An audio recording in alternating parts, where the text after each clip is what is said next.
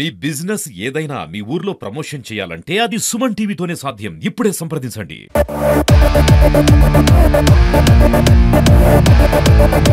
Welcome to Suman TV. నేను కిరణ్. ప్రస్తుతం మనం ఆలూరు నియోజకవర్గంలో ఉన్నాం. ఆలూరు ఎమ్మెల్యే విరూపాక్ష గారు మనతో పాటు ఉన్నారు. నమస్తే అన్న. నమస్తే స్వామి. ఏం లేదు, మీరైతే ఎమ్మెల్యేగా ఉన్నారు, గవర్నమెంట్ ఏమో టీడీపీ ఉంది, మీరు వైసీపీ ఉన్నారు. ఇక్కడ అభివృద్ధి ఎలా ఉంది? అభివృద్ధి ఏమన్నా స్వామి, అభివృద్ధి అంతా శూన్యము. నేను ఎమ్మెల్యే గెలిచినతోనే 2 నెలల్లోనే నేను మొత్తం అధికారులతో కలిసి మన 6 మండలాలు రోడ్లు అంటే మా ఆలూరు కాన్స్టిట్యూన్సీ అంత దరిద్రము ఎక్కడా లేదు.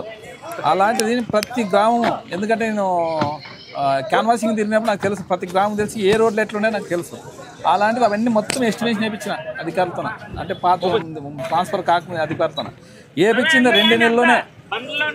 ఆయన ఎవరు మన చంద్రబాబు నాయుడు దీనికి ఏది పుచ్చకాల మార్కు వచ్చినారు ఆయన పింఛన్ పంచాయకి. ఆ రోజుకి కలెక్టర్ గారు అడిగినారు ఎవరిని అంటే, అప్పుడు ఇంతకుముందు ఇన్ఛార్జి మన ఇరవదుగౌడ్ గారిని అడిగినారు, ఆయనతో నీళ్ళు.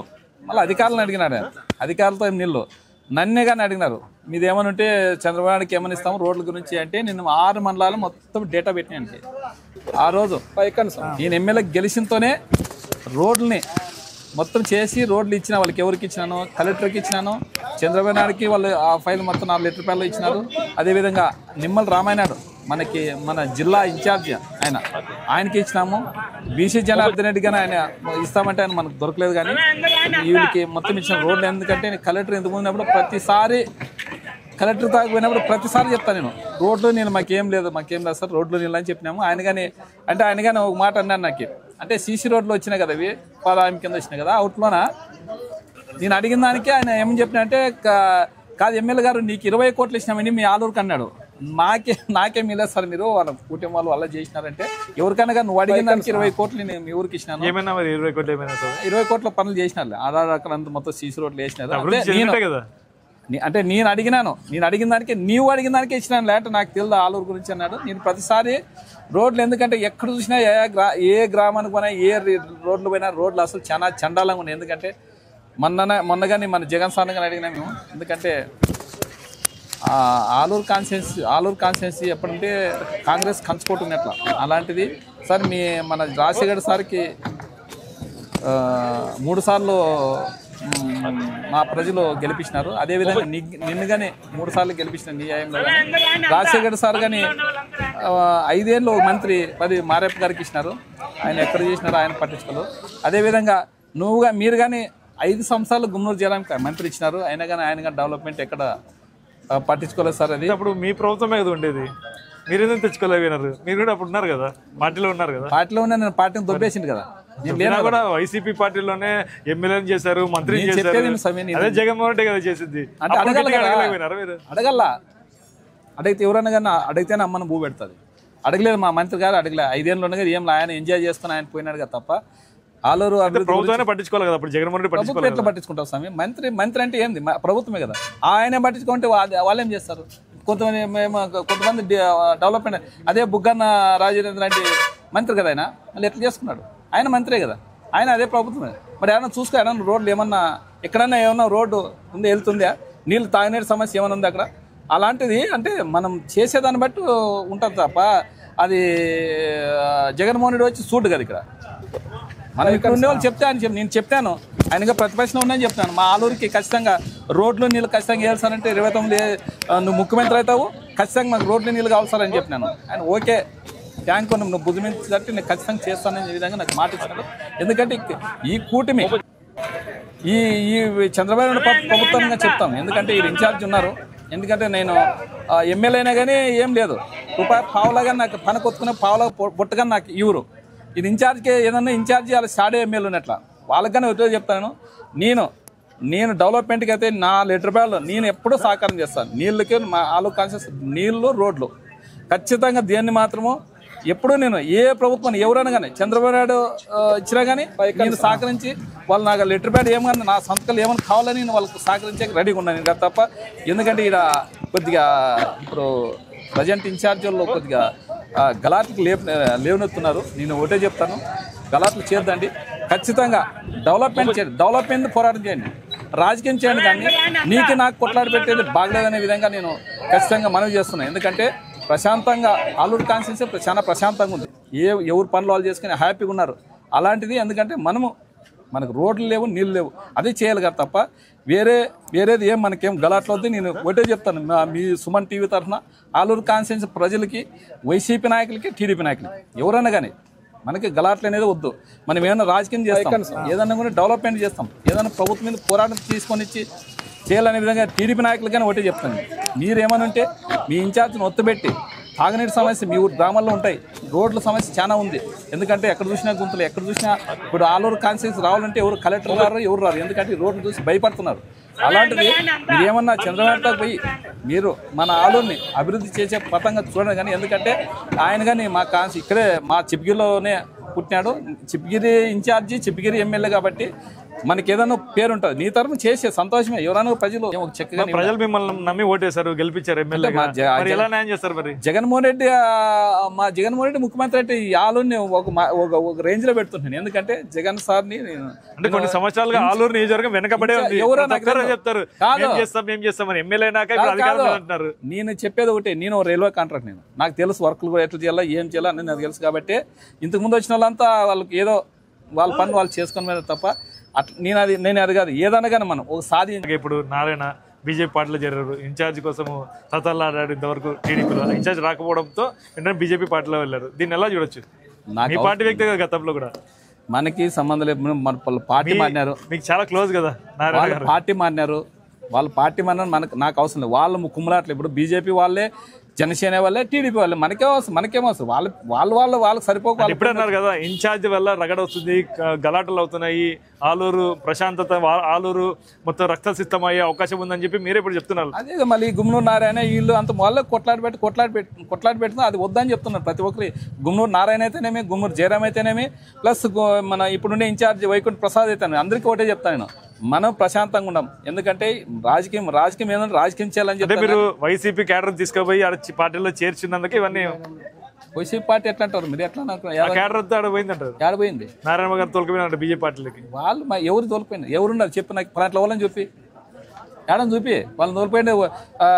మన అరికేరి నాగరాజు సర్పంచ్, ఆయన మాకు పార్టీకి పనిచేసినాడు, టీడీపీకి పనిచేసినాడు. సో ఆయన ఎవరు మన ముసంపల్లి సర్పంచ్ అని మా వెనక్కి రాలేడు. ఆయన 2024లో గుమ్మూరు జయరామ్ వెనక్కి పోయాడు. మా వెనక్కి వచ్చి ఎవరు లేరు. ఈయన ఎవరు మన ఆలూరు జెడ్పీడీసీ ఉన్నారు. ఆయన కానీ మాకేమి ఎలక్షన్లో అంటుముట్టట్టు పని చేసినాడు తప్ప మళ్ళీ ఎలక్షన్ తర్వాత ఎప్పుడే కానీ నేను ఎన్నిసార్లు పని చేసినా ఆయన రాలే. అట్లా కూడా మా వాడు ఎట్లయితాడు, మా పార్టీ ఎట్లయితుంది? మా పార్టీ కాదు. వాళ్ళ పక్క టీడీపీ వాళ్ళు బీజేపీలోకి పోయినారు. వాళ్ళకి సరిపోక వాళ్ళకి ఒకటే చెప్తున్నాడు, నేను వైసీపీ పార్టీకి చెందిన వాళ్ళని, అంటే నాకు 2024 ముందు, అది 2024 ముందు వైసీపీ వాళ్ళు. గుమ్మనూరు జయరామ్ గారు వైసీపీ 5 ఏళ్ళు మంత్రి వైసీపీలోనే. ఇప్పుడు కాదు కదా టీడీపీలో, టీడీపీ ఎమ్మెల్యే గుంటకల్ పోయిన ఎమ్మెల్యే గెలిచినారు కదా. మా పార్టీ ఎట్లయితే నువ్వు బలి చెప్తావు? మా పార్టీలో వైకుంఠ మల్లికార్జున టీడీపీ ఆయన 2024 ముందు. 24లో మా పార్టీకి వచ్చినాడు. మాత్రం మా వైసీపీ పార్టీ అయినా, ఇప్పుడు వైసీపీ పార్టీ అయినా వైకుంఠ మల్లికార్జున ఆయన టీడీపీ కాదు కదా. ఎవరే పార్టీ ఎలక్షన్ ముందు పార్టీ మారితే మా పార్టీ ఎట్లయితారు? మా టీడీపీ వాళ్ళు బీజేపీలోకి పోయినారు తప్ప, వాళ్ళకి పడకపోయినారు తప్ప, వాళ్ళు అదే అధికారం మాది కావాలని వాళ్ళు చూసుకుంటారు తప్ప మాకు సంబంధమే లేదు. మా వైసీపీ క్యాండిడేట్ ఒక్క కండవా కానీ టీడీపీ వాళ్ళు ఒక్క కార్యకర్త కానీ పిలుచుకోరు. వాళ్ళు మా టీడీపీ వాళ్ళు మా దాకా వస్తారు కానీ మా పార్టీ నుంచి ఒక్క కార్యకర్త కానీ పోడు. అది ఎవరు వస్తున్నా టీడీపీ వాళ్ళు ఏమన్నా వస్తారు. వైసీపీ నుంటే వలసలు పోతున్నారు అంటున్నారు కానీ మీరేమో టీడీపీ నుండి వస్తామని చెప్పి. టీడీపీ నుంచి వలసలు వస్తాను చూసుకుంటుండే. నీకే ఇంటర్వ్యూ ఇస్తాను మా పిలిచి. అందరు కూడా విరూపాక్షి గారే పార్టీ మారుతారంటున్నారు, మీరేమో మా దగ్గరికి వస్తున్నారని చెప్తున్నారు. ఏది పార్టీ మారేది అసంభవం. అది పార్టీ మారేది అసలు మాటే రాదు. అసలు పార్టీ మారేది మేము అంటే ఆలూరు అభివృద్ధి కోసం ఏ దానికైనా 2029లో అభివృద్ధి చేసుకుంటాం. మేమే జగన్ సైనికులు. మేము పార్టీ ఎట్లా మారుతాం? పార్టీ మారాలంటే ఫస్టే మారుతాను నేను. 1.5 సంవత్సరం నాకేం పట్టింది పార్టీ మారము. మేము అభివృద్ధి చేయాలంట వాళ్ళని. ఇన్ఛార్జ్ ఉన్నారు కదా మాకెందుకంటే నేను ఎమ్మెల్యేకి నాకు రూపాయి అనా పైసాగా నీరోళ్ళు ఏదైనా రోడ్లు వేయాలో ఏమన్నా అయినా రిక్వెస్ట్ చేసినాను. కలెక్టర్ గారిని, ఎస్సీ గారిని, కర్నూలు డిపార్ట్మెంట్ అయినా కానీ వాళ్ళు మనకి అంటే వాళ్ళు ఇన్ఛార్జ్కి ఇస్తారు కాబట్టి మాకేం పౌరీరు. ఒకటి పీపీపీ విధానానికి వస్తే వైసీపీ రాష్ట్ర వ్యాప్తంగా ఆందోళనకు దిగింది. ఇంతకు దానివల్ల ఆంతర్యం ఏంటి? అంటే ఊరికి రాజకీయంగా చేస్తున్నారు ఇదేమన్నా? రాజకీయ ప్రసక్తి లేదు. మా జగన్మోహన్ రెడ్డి గారు మీరు చూసినారు, మీరు కానీ 2019 నుంచి 24 వరకు మనకు కరోనా వచ్చిన 2 ఏళ్ళు కరోనాలో ఎంత పక్కడబందీకి చేసినారో వాలంటీర్ వ్యవస్థను పెట్టి ఇంటింటికి సర్వే చేయించి వాళ్ళకి చేసి ఏది వాలంటీర్ 50 ఏళ్ళకి పెట్టి వాళ్ళకి ఫీవర్ చెక్ చేసిన వ్యక్తి ఏకైక ముఖ్యమంత్రి అంటే మన ఇండియాలోనే కాదు ప్రపంచంలోనే నంబర్ 1 మెచ్చుకున్నారు.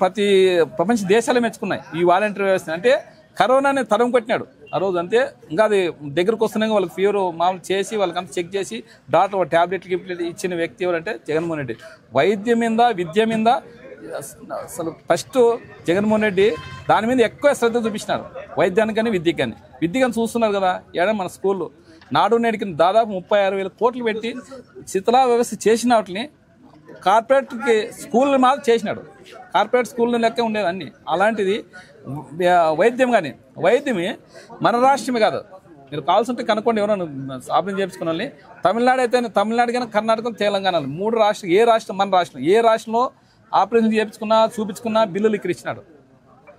ఎవరిదంటే అది జగన్మోహన్ రెడ్డిది ఆ విజన్. అది ఇది పీపీపీ పద్ధతిలోని ప్రైవేట్కి. ఎందుకంటే వీళ్ళు అంటే 17 మెడికల్ కాలేజీలు తెచ్చిన చరిత్ర జగన్మోహన్ రెడ్డిది.